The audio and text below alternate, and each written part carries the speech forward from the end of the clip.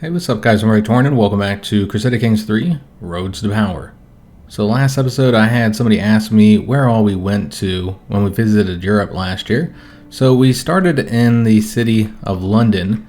We had intentions to go down to the coast, but unfortunately we had some issues in the United Kingdom. It took us about a day and a half to get those resolved. So due to the lost time, we ended up staying within the city of London. We still got to visit many of the things that we wanted to in the city, so like the Tower of London and just many of the common tourist attractions. We also ate some really good food, and overall, despite the initial problems, we still had a good time.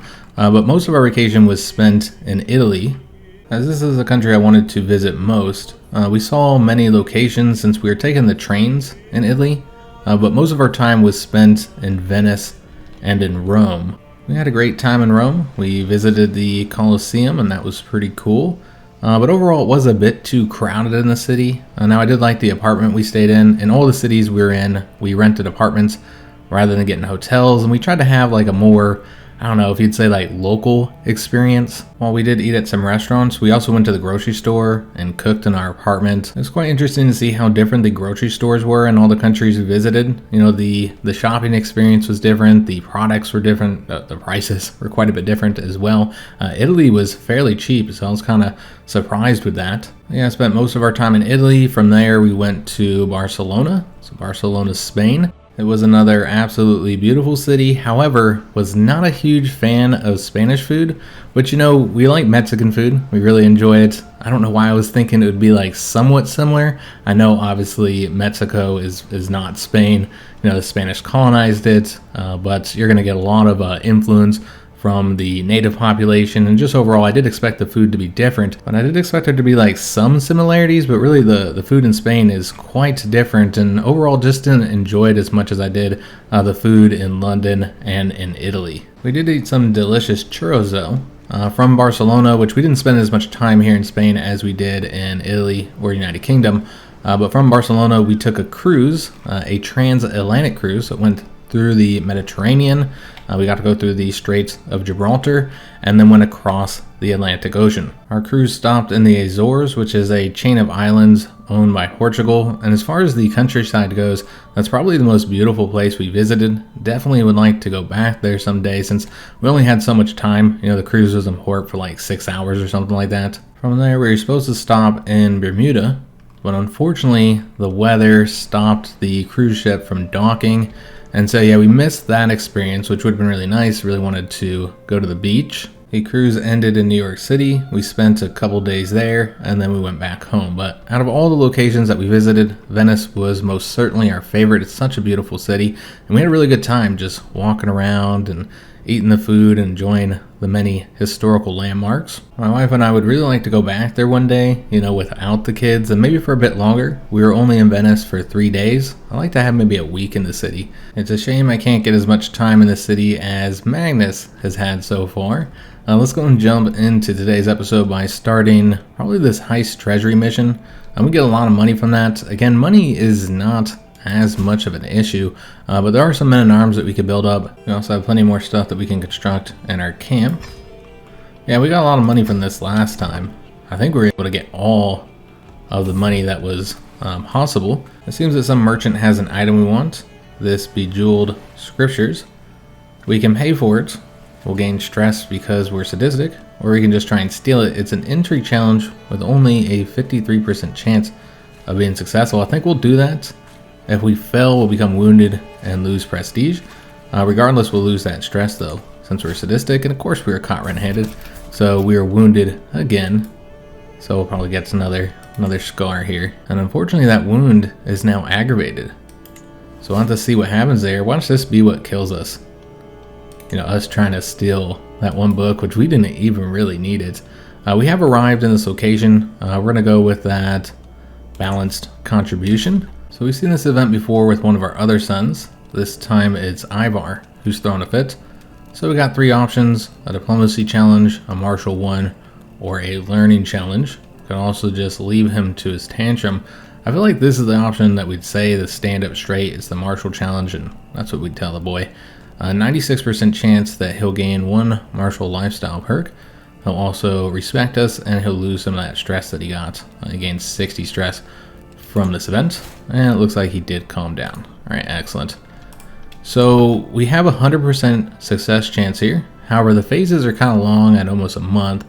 However, we only need to get the 5 advantages in order to enact that. This event is for the second trait of our son Wolfgar. He's already callous, so we could leave him as calm. One of our sons is already has that trait. It might make sense to go with the brave one since he does not have any of the physical traits increasing his prowess, so brave would do that. So we'll take the stress and make him brave. Though as an intrigue focused character, the calm trait would have been a pretty good option for him. So we're going to get the Parthian tactics here. Also, I wanted to note one thing. We're not gaining any experience in intrigue. If you recall, I was wondering if that torture tools that we got here in the barber's tent. So this gives a plus 25 to the monthly intrigue lifestyle experience. I was thinking that might, that we might be able to get that even if we weren't doing this particular lifestyle. But that is not the case, so makes that internal upgrade a little less useful. You can see where we're standing on experience. We have 700 for diplomacy, so getting close to being able to get our first diplomacy perk. 500 for stewardship, we have 400 for the intrigue, while learning we only have 200. So we got most of that from visiting locations. Some of that was gained from events though as well. So we can go ahead and do this, but we're only at 51%. So we're gonna have to let it go longer so we can get up to the 100%. Our wound has healed, and so we're scarred. I think we already had the scarred trait though, but this has different levels. So as you can see, yet more and more scarred, and the penalties or bonuses of that will change. This is another event we already had. We'll go with the same option, go on and explore. 50% chance every playing child gets the martial lifestyle perk, or 50% chance it's a learning lifestyle perk, and both of them will lose stress. So overall, pretty good event there. Though we don't get to pick their perks, which is unfortunate. So we're at 92%. So if we let it go this another phase here, we could do 2 more phases. That's 2 more months though, and you don't need the 10% advantage. In fact, we probably could have done it at the last phase. 92% is fairly high. You'd think we'd be successful. So we got the 106 gold and the trade experience in the thief branch of Galsbait. We're going to go ahead and continue to go back so we can try and get more money. Remember, we have all these different options, and surprisingly the intrigue option has a better chance of success than the prowess one. So his intrigue must be really low. Yeah, it's 0. So that's the one we'll go with.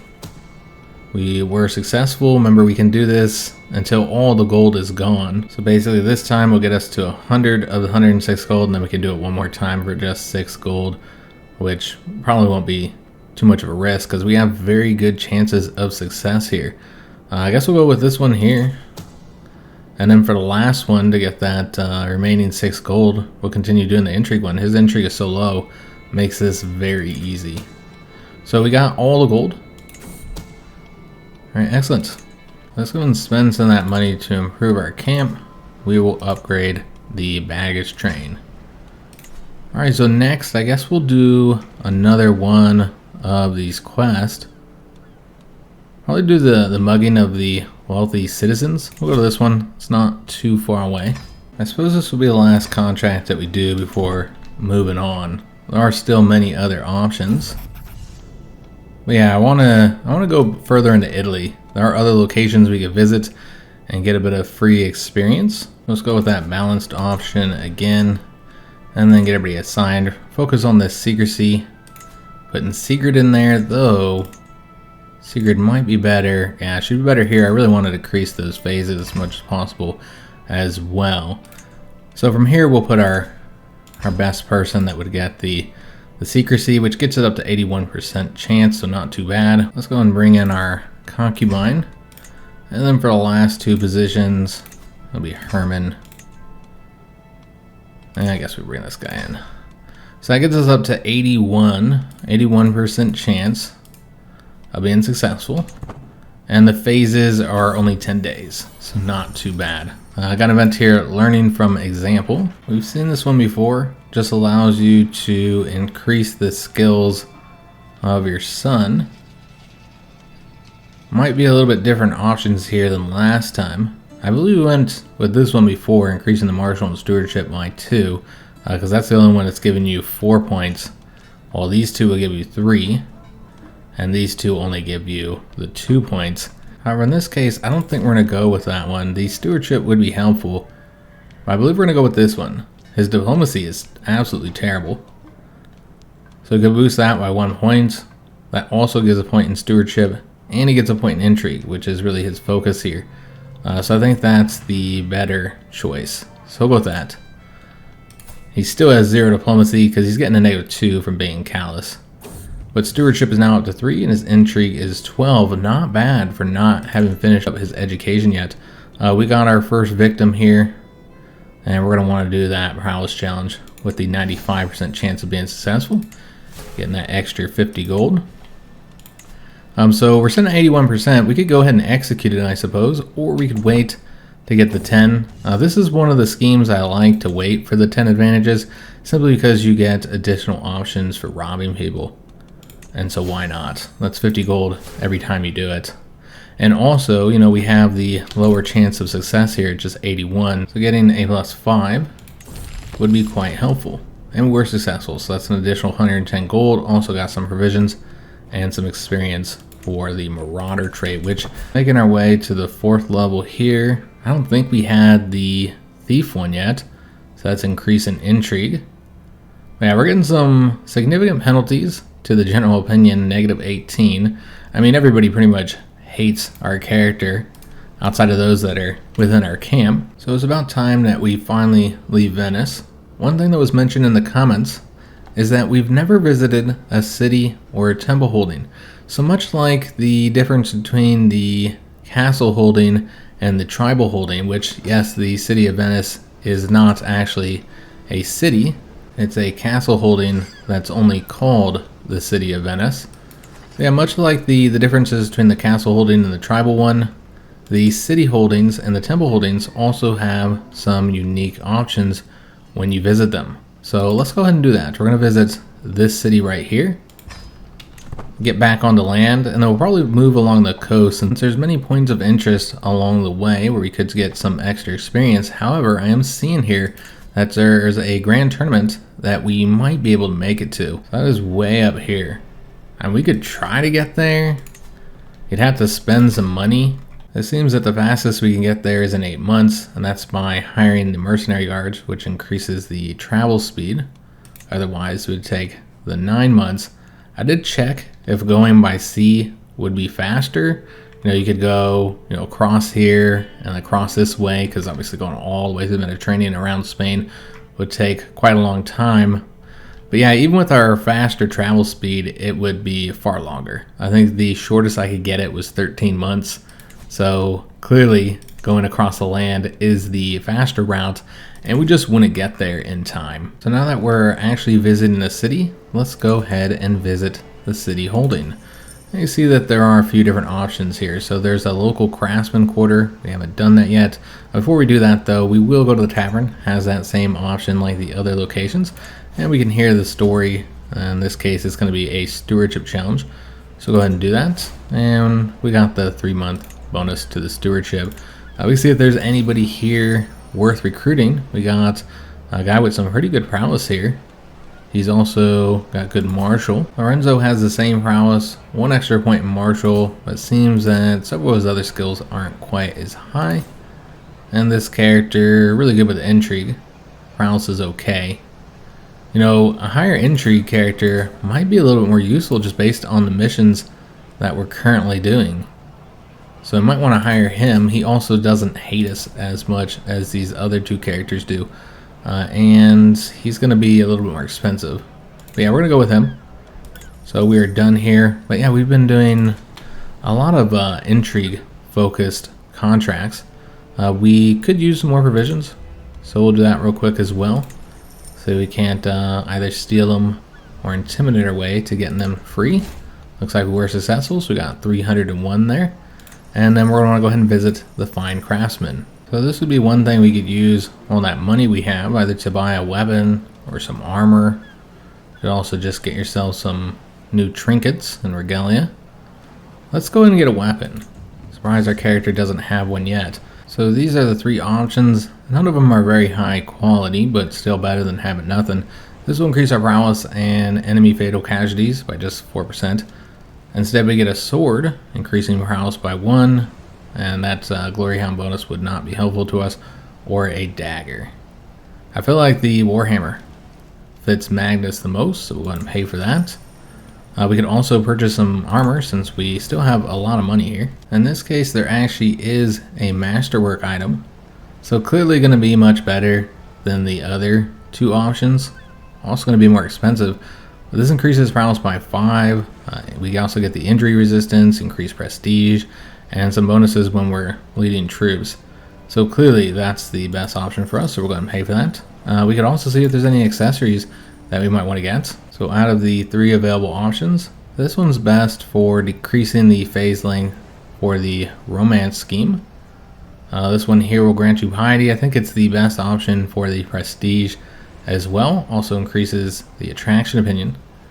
And then this option is probably the worst of the 3. So I think we'd want to go for that. It is actually slightly cheaper than the necklace, so we'll go for that. So we spent a lot of money here, but this will improve our character by quite a bit. So yeah, we just had never visited a city, so I didn't realize that. And we also haven't visited a temple, so that's probably what we're going to be doing next. But let's go ahead and get all of our items placed, and you'll see just how high our prowess is going to be now. We'll also get more prestige and piety, so that's helpful. So Magnus' prowess is now sitting at 68. That is absolutely insane. I don't think anybody could defeat him in battle. So I don't think there's anything else we want to do here. Of course, there are more schemes we could do, but we could actually get closer to those because we're going to visit the temple holding in Ravenna. This is actually one of the points of interest. So that'll get us 200 learning lifestyle experience. We could also first go over to Milan to get the diplomacy lifestyle experience points, and I suppose you could stop at Genoa. What we might do is like go down Italy along its east coast. I don't know if we'll go any further because I don't think there's any points of interest here.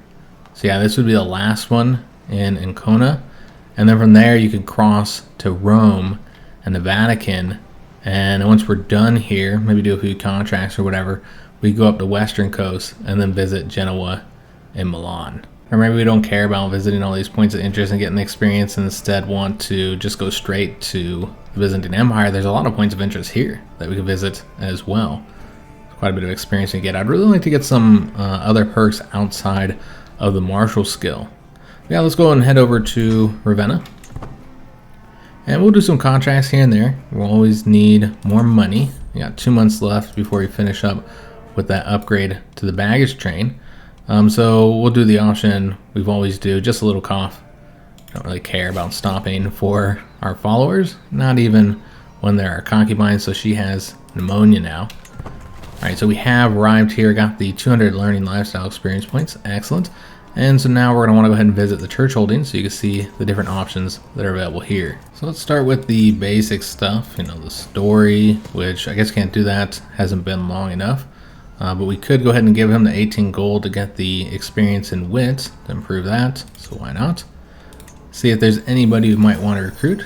Got a young lady here, 27 years old, has some pretty good skills as well, particularly when it comes to diplomacy, but martial's not too bad. Stewardship is average here. She's a Bulgarian woman, so could hire her. This guy's a bit older at 45, but he would make a good champion. He's got good martial as well. And another character around similar age, and he has even better prowess than this character does. However, we're not really doing mercenary work that much anymore, so I think it'd be better to hire, her name is Jannotte. She is kind of expensive at 70 gold. We got the money. And then we'll also want to go ahead and get those provisions. So we can't do this option. We could try and steal them, but it's only a 29% chance of success, and we're certainly not going to pay for them. We don't even need them that bad anyways. So let's head back, and now we'll do the unique option here for the temple holding. The church grounds seem interesting. So there's 3 locations we can visit: the healer's hut, the church, and the garden. I guess we'll go to the healer's hut first. For 15 gold, we get the proven treatment modifier for 2 years. This is a medium health boost, but also gives a 30% bonus to fertility. So pretty helpful for only 15 gold. However, you can spend a lot more to get a permanent bonus to fertility of 15%. Obviously, that is less than what you're getting here, but you'll get it as long as you have that item equipped. I feel like we have some items already boosting our fertility. So you know what, let's just go with this one for the 2 years. Also costs a lot less. And then we can visit the church. We have a few different options here. We could donate to gain piety, though kind of strange that donating to a Christian church would generate piety for our character, considering the fact that we're not Christian. Could get this bonus as well. But again, I don't think we'd want to do any of these. I think it makes far more sense for us to try and steal the donations. This is an intrigue challenge. 76% chance we'll get the 60 gold. 20% chance we'll be banished from the church, in which case we'll lose 100 piety. We'll get that 5 experience in thief. Or the guards will be summoned, which does result in you getting more experience, but in this case it'd be a bandit, but you will get wounded. Probably not going to happen considering the fact that it's only 3%. But you never know. It looks like we're successful, so that's an additional 60 gold. All right, excellent. Last option is to visit the garden, and in this case we can convert to Catholicism and lose some stress. We won't be doing that. All right, so let's go ahead and head back. So that's the unique options available when you go to the temple holdings. And as you would expect, the different options available in those temple holdings is based on the religion of that county. So I think we'll do this option. We spent a lot of money today. So it makes sense to try and earn ourselves a bit more. And I think we've only done this one once. We did complete the upgrade to the baggage train. So we're up to level 2. That unlocked a new internal upgrade slot. A lot of really good choices here as we established last episode. You know what, guys? I think we're going to go for the private tents. That'll increase the fertility. Also might get the chance to recruit some interesting characters. In addition, it has some other nice bonuses here. The courtier opinion one would be really helpful because right now our camp is just placated. We have so many followers, it's really difficult to get the highest bonus there. And we also get this nice reduction to the phase length of any intrigue schemes. And if we are doing the monthly intrigue lifestyle, we'll get the experience faster there. So I think this one's going to be useful for us. So we'll have to take a look at the opinion. I suppose we can look at it now where it stands before we get that plus 10 bonus. You can see they're just placated. So we're not getting those temporary modifiers. We have 13 supporters, but 11 people who are complacent and 13 detractors. A lot of people who currently don't like us, including this kid Hugo, who is the son of Matthias and Nuncia. We got the home event again here. So we're going to go with the same option. Just get that prestige and mock his home. And see that one of our followers has gotten the nickname the Wolf. Okay, well, that's an interesting nickname. That is actually the wife of Magni, our son and heir. And she got that because she's sly, vicious, and noble, but rarely honorable. We need to arrange a marriage for Yana. We could also take her as a concubine, since our own concubines have started to get a bit older, 32 and 35. Could still give us some additional children though. Neither one of them really like us all that much. Of course, our spouse is now 50, so it's unlikely she'll be getting pregnant again. And Yana here is lustful, so she has the increased fertility.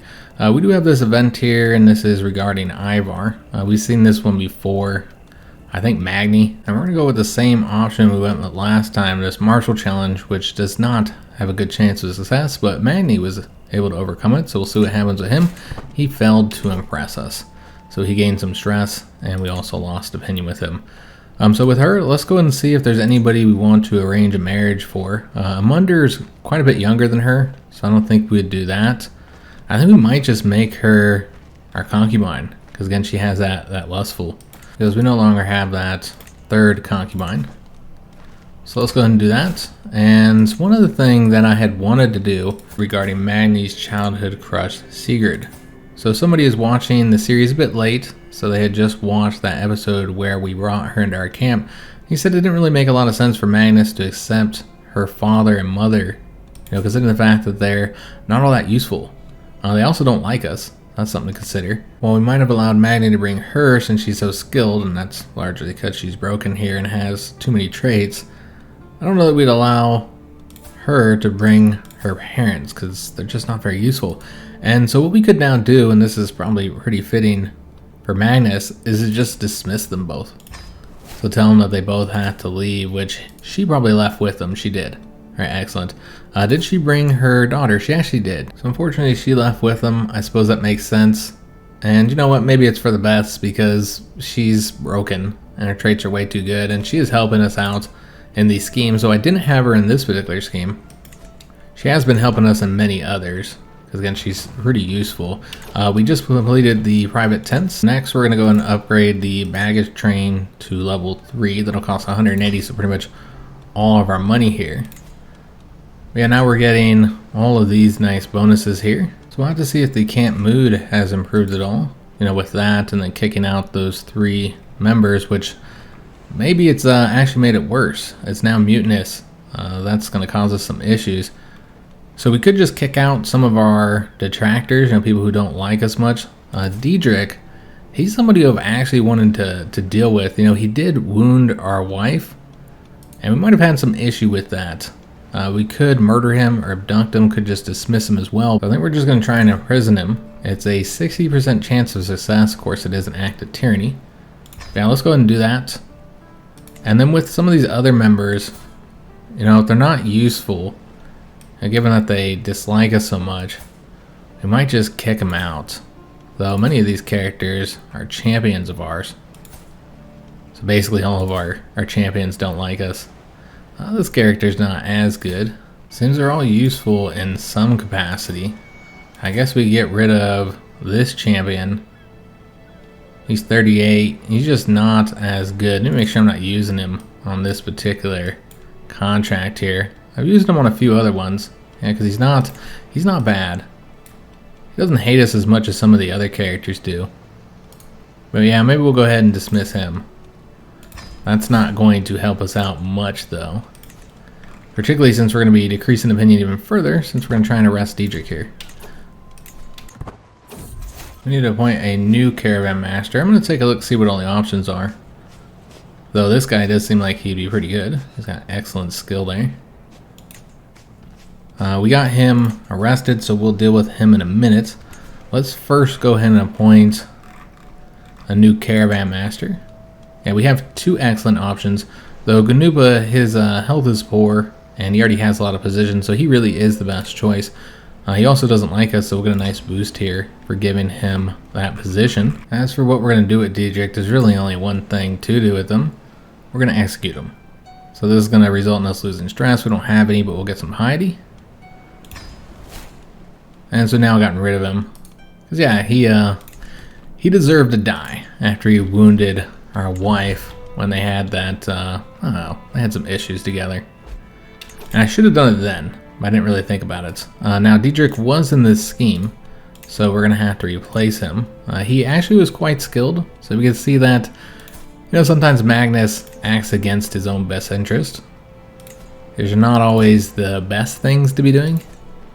I imagine that the camp is still quite mutinous. We'll see here. Actually, they're placated. That's all we needed to do.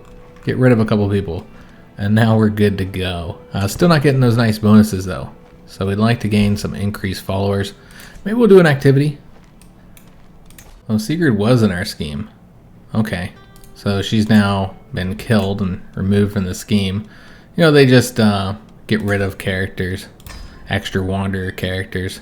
It's kind of unfortunate. I wish we'd been able to keep her. I should have, I don't know. I wanted to make her a concubine for our son, but you can't do that. We got another level of devotion here, so now we're sitting at a paragon of virtue.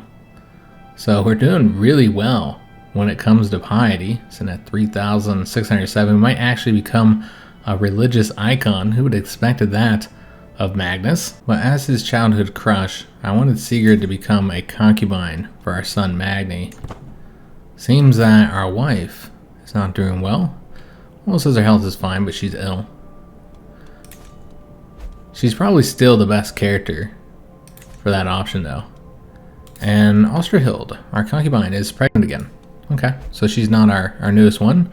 Well, speaking of Jannotte, she's pregnant as well. So we do have that increased fertility, so that's clearly helping us. Earning at both ends. It's clear that my wife, Mistress Thora, is sincerely putting her all into my flogged talisman's contract.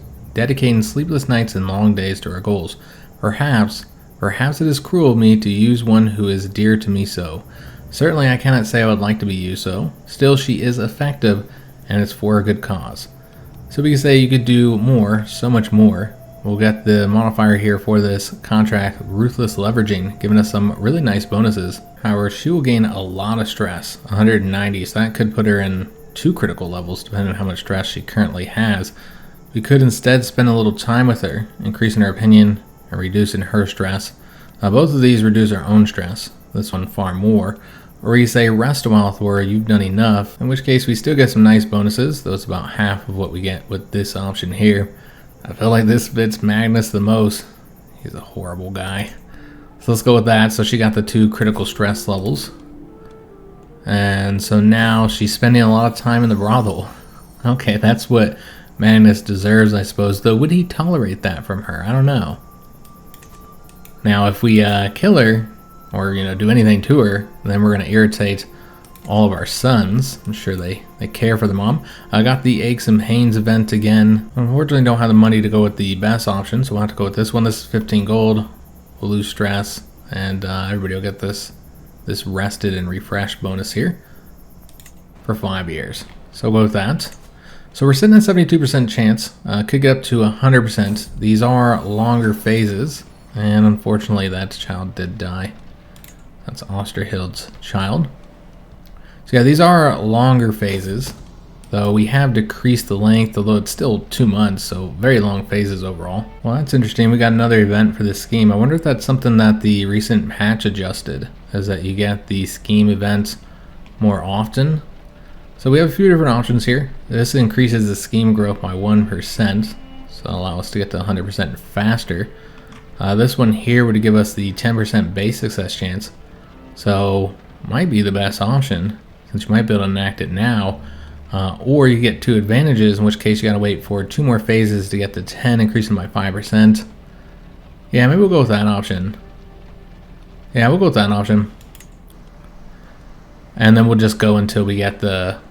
Yeah, because we only have to do 1 more here. Until we get the next advantage for the 5%.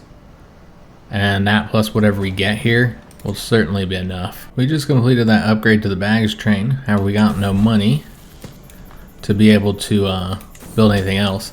We're going to execute this scheme now. That's a very good chance of success, so should be able to get it done.